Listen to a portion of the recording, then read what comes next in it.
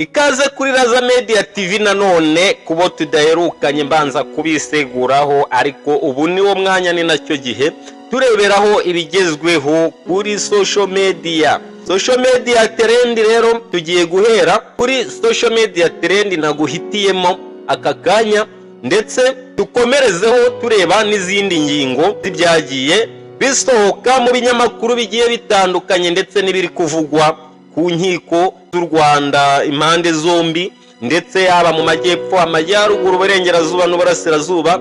Aho hose turareba, dukomereze hakurya y'inyanja ngari naho tuwumve ibirimo bihavugwa.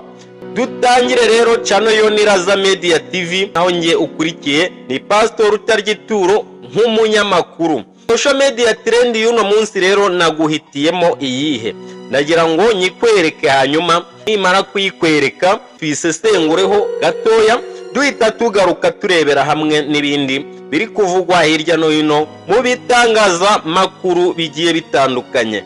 Bagiye social media trends. Yeah. This man is off.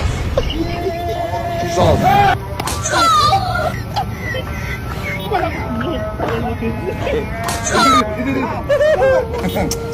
You go faint, though. You go faint.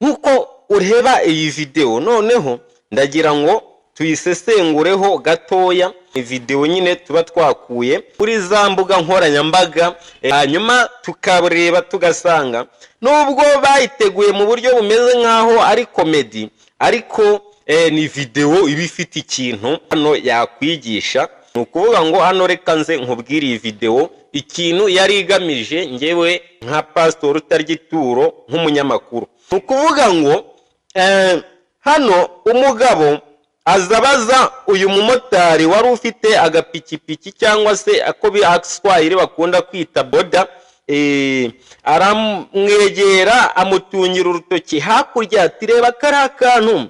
Urumva nyine niko yamubwiraga ati noneho ati reba kari akantu.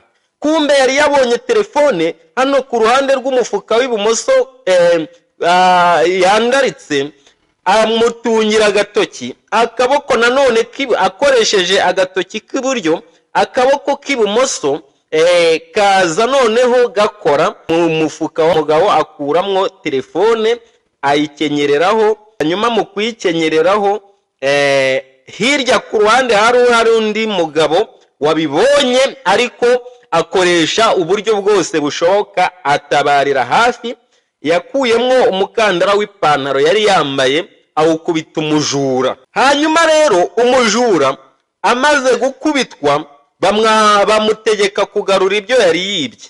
Noneho wa wundi wari ufite telefone, umwe wibwe telefone nawe ayimugaruriye, icyo yagombaga gukora kwari ukubika telefone ye akayibika neza mu buryo bwizewe.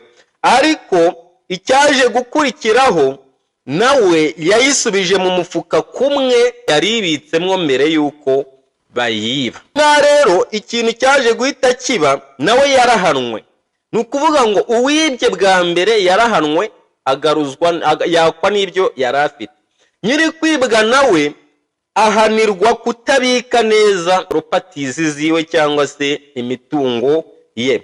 Ni ukuvuga ngo iyi video ikintu igamije hano ndabona ari ukuvuga ngo ese barakwibye koko? Ese nubwo bakwibye, wowe wari wabitse ibintu nabi, ukaba uhuye n'umugira neza, hanyuma akaguhwitura akakubwira ati dore bari bakwibye, ariko nanone akabona ibyo bari bakwibye bari babyibye koko, agufashije kubigaruza, ariko n'ubundi urongeye ubibitse mu buryo butizewe. Hano rero bivuga ngo nawe yarahanwe, nyine ari mu bahanwe cyangwa se mu bakubiswe bazira kutita ku bintu byabo. Yari social media trend rero, icyo ni igice cya mbere duheraho hano kuri Raza Media TV, aho duhita dukomerezaho nyine tukababwira n'ibindi biba biri kuvugwa mu bitangazamakuru bigiye bitandukanye. Amakuru hano hanze yo akomeje kuba menshi.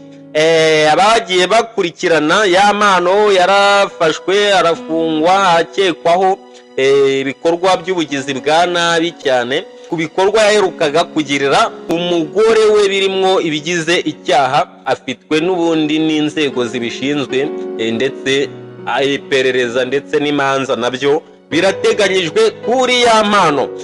Hanyuma rero kandi nk'uko mukunze kubiba mubimenyereye, amwe mu makuru akunze kuvugwa cyane hano hafi y'inkiko z'u Rwanda ni intambara cyangwa se ni imirwano igihuza igisirikare cya M23 cyangwa se kibarizwa mu ihuriro rya Alliance Fleuve du Congo, aho baba bahanganye n'abandi basore yitwa abazarendo ndetse n'ayandi mahuriro y'igisirikare aba yibumbiye hamwe n'igisirikare cya leta ya Repubulika Iharanira Demokarasi ya Kongo, maze bikabahuriza mu mirwano iba ikomeye cyane, akaba ari imirwano iba igamije kubohoza no gufata uduce tumwe na tumwe mu burasirazuba bw'igihugu cya Repubulika Iharanira Demokarasi ya Kongo.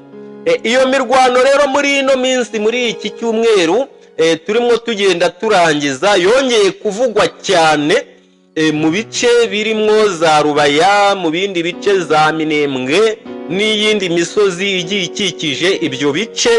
Intambara yakomeje kugenda ivugwa cyane ndetse imirwano ikomeye ivugwa hagati y'izo ngabo z'amahuriro yose, aho baba bahanganye n'abitwa cyangwa se n'igisirikare bise inyeshyamba za M23. Iyi mirwano akaba ari imwe mu mirwano nyine iyo yavuzwe muri kariya gace ikunda kugenda itera abantu ubwoba ndetse no kwibaza batese ibyo mu burasirazuba bwa Kongo byo birimo birerekeza hehe.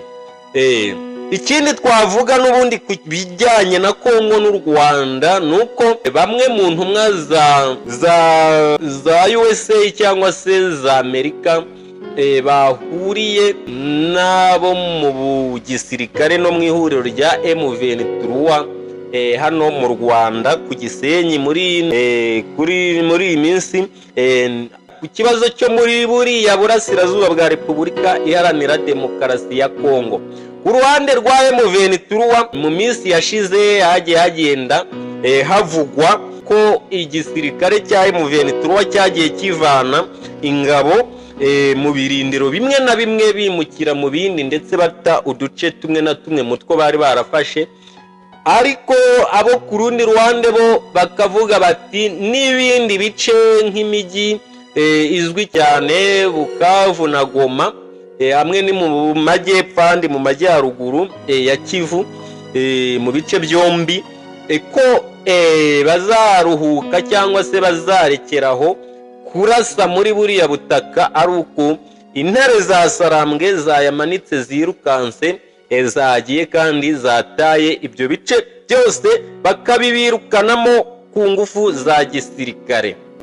Ibindi rero hano tukiri hafi ku birebana n'u Rwanda, n'ubundi twahereye mu nkiko z'u Rwanda, ubwo n'ubundi turacyari kubivugwa ku Rwanda twerekeza hirya gato, ariko nabyo birebana n'u Rwanda.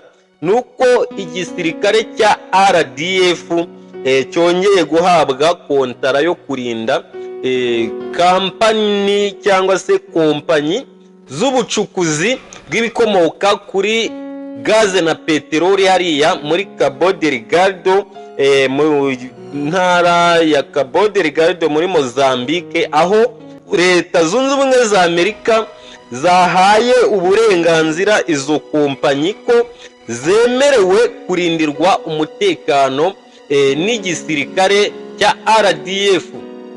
Rwanda Defense Force izwi cyane mu bikorwa byo gucunga ndetse no kugarura amahoro no kwirukana inyeshyamba mu bice byo muri Mozambique, cyane mu ntara ya Cabo Delgado muri Mozambique. Iyo ntara akaba ari intara ikungahaye cyane ku bikomoka kuri gaze na peteroli biri munsi ya buriya butaka, ndetse izi ngabo zikaba zari zifitemo n'ikiraka cyo kurinda abaturage ndetse no kurinda kampani zicukura cyangwa se zikora ubucukuzi mu bijyanye na gaze na peteroli. Izo kampani zirimo cyane izwi nka Total Energy. Bamwe mu bakunze kugenda hano muri Kigali mujya mubona amakamyo ya Total Energy abatwaye amagaze n'amapeteroli mu bice bitandukanye, ndetse bayagemura no hirya no hino mu bihugu bitandukanye. Mujya muyumva, yarazwi cyane, ni kampani y'Abafaransa.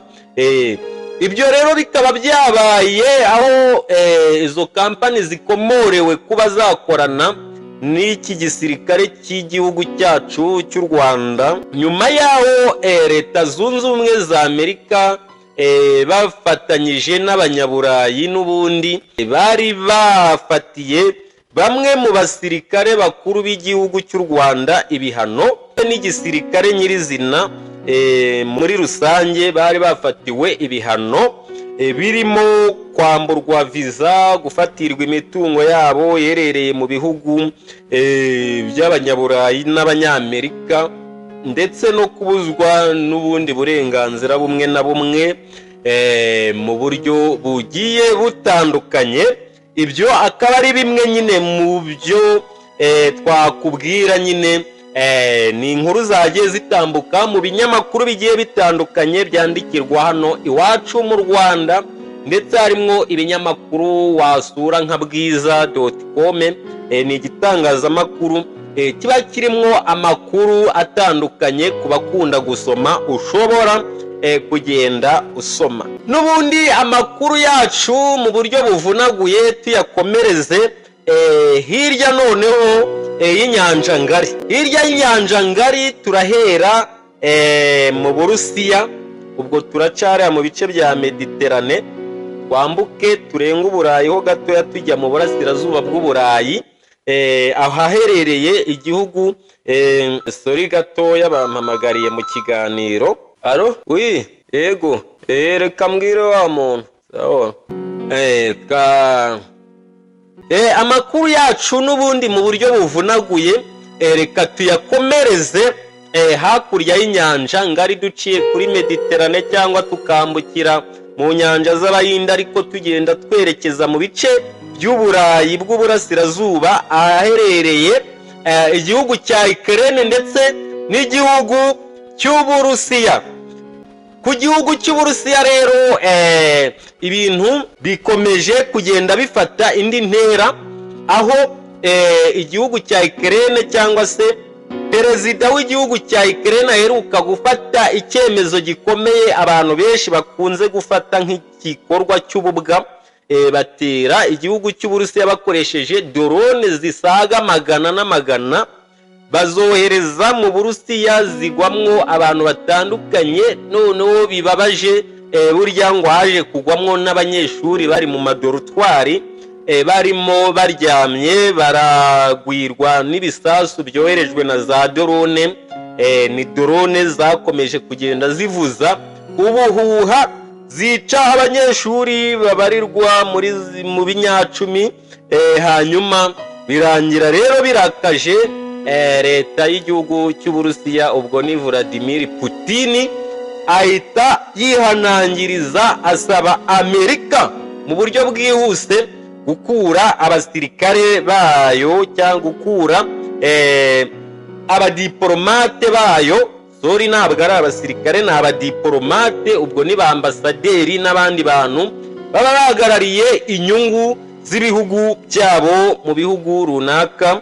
Hanyuma Abanyaburayi nabo ibyo birabareba, ariko biravugwa yuko Amerika yamaze gukura abadiplomate bayo mu gihugu cya Ukraine, ariko Abanyaburayi bo ngo si uko babikoze, ahubwo barimo baravuga yuko Leta Zunze Ubumwe za Amerika ngo zabatereranye, hanyuma zigakura abadiplomate bazo muri kiriya gihugu cya Ukraine kimaze imyaka 4 mu ntambara igihanganishije n'Uburusiya.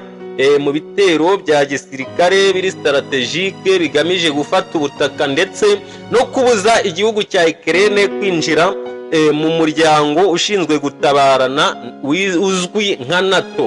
Ni umuryango w'ibihugu biba byisize hamwe byishyira hamwe kugira ngo kimwe n'igiterwa kizatabarwe n'ibindi bihugu biri muri uwo muryango. Uburusiya rero ntibushaka ko Ukraine ijya muri uwo muryango.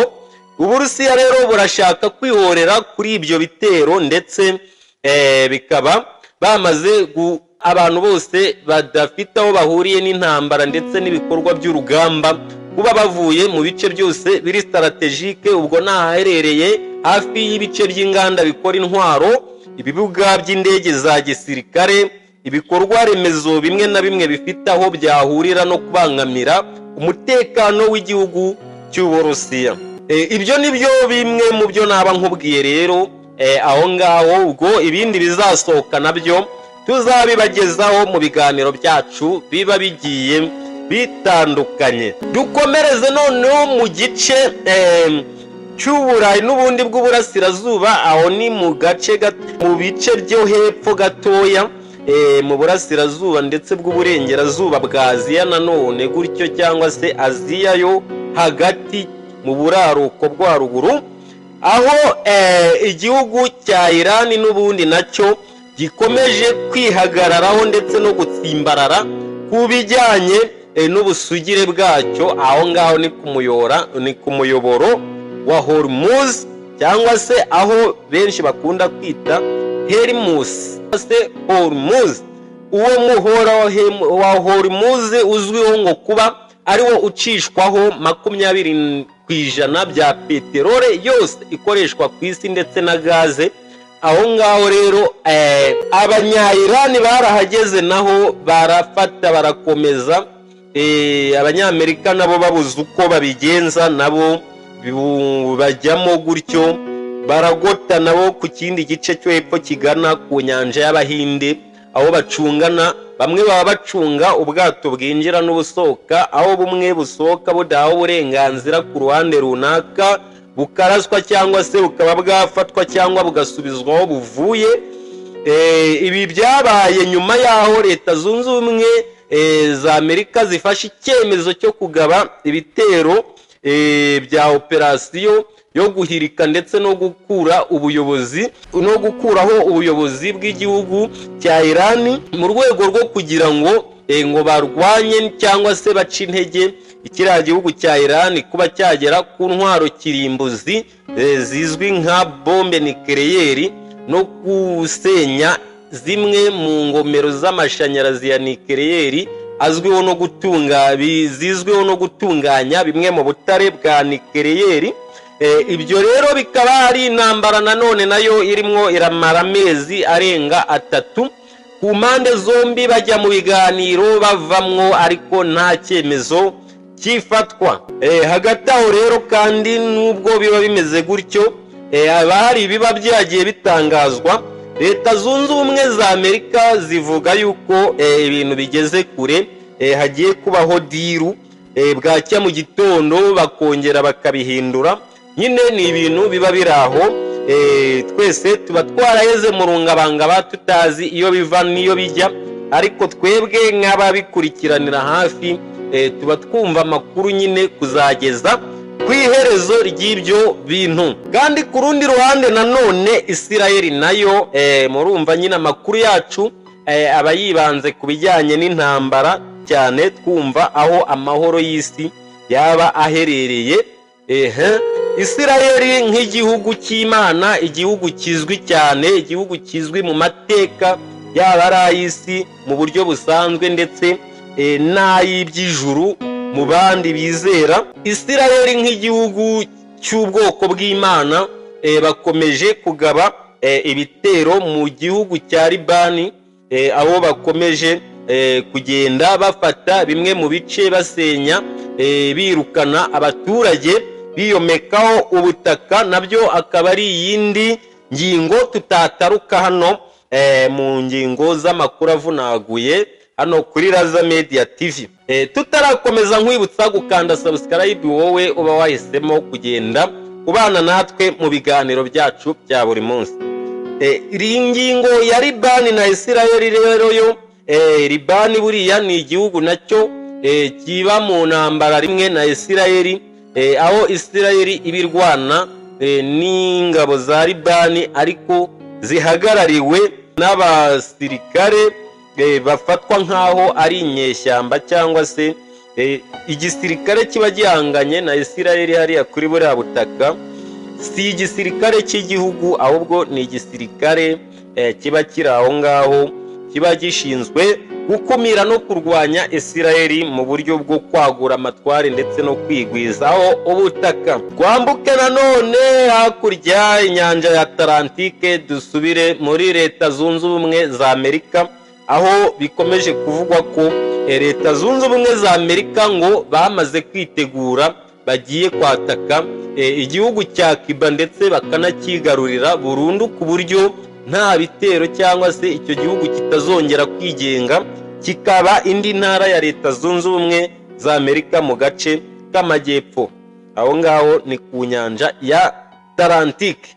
Ibi rero ni amakuru abagenda akomeza kugenda avugwa, tuzaba tubyumva nk'uko byagenze muri Venezuela, bikaba muri Irani, bikaba n'ahandi. Tugiye gukomeza uko ibintu biba bigenda bimeze. Ayandi makuru abagenda asohoka rero tuyabagezaho hano kuri Raza Media TV. Mukomeze mugire ibihe byuzuyemwo ibyiza byose mwifuza. Yari Pasteur Utargituro hano kuri Raza Media TV nk'umunyamakuru, mba ngenda mbanyuriramwo bimwe mu byagiye bivugwaho cyane. Ndabashimiye kuba mwakurikiranye amakuru yacu yo mw'iki gitondo.